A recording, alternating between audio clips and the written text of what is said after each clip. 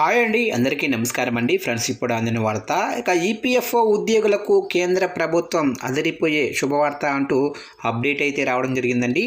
అయితే ఇందుకు సంబంధించిన వివరాలు అయితే మన వీడియోలో తెలుసుకుందామండి. ఆ గుడ్ న్యూస్ ఏంటి అనేది వీడియో మాత్రం పూర్తి వరకు చూడండి ఫ్రెండ్స్. అప్పుడే మనకి పూర్తి సమాచారం అయితే తెలుస్తుంది. ఇక లేట్ చేయకుండా టాపిక్లోకి వెళ్ళిపోదాము. ఇక పీఎఫ్ ఖాతాదారులకు కేంద్ర ప్రభుత్వం ఇవాళ భారీ ఊరట కల్పించే వార్త అయితే చెప్పింది. ఈపీఎఫ్ఓ ఖాతాలని ఓ దశ వరకు నిర్వహించే, ఆ తర్వాత వదిలేసిన వాటిలో మిగిలిపోయిన డబ్బుల్ని ఆటోమేటిక్గా ఖాతాదారులకు చెల్లించాలని కీలక నిర్ణయం తీసుకుంది. అయితే ఇది ఎవరికి వర్తిస్తుందో కూడా కేంద్రం వెల్లడించింది.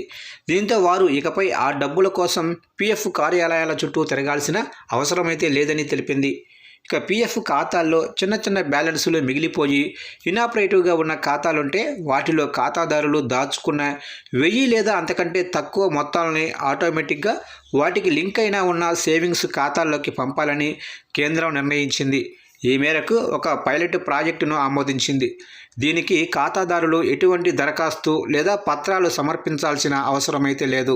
ఇక 3 సంవత్సరాల పాటు ఎటువంటి చందా చెల్లించకుండా, లావాదేవీ జరగకుండా ఉంటే సదరు ఈపీఎఫ్ఓ ఖాతాను నిరుపయోగంగా పరిగణిస్తారు.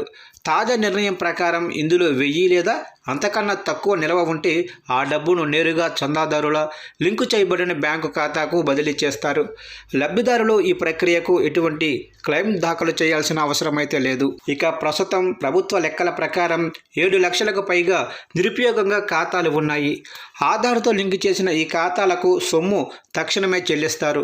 మిగిలిన అర్హత కలిగిన ఖాతాలకు బదిలీలు దశల వారీగా జరుగుతాయి.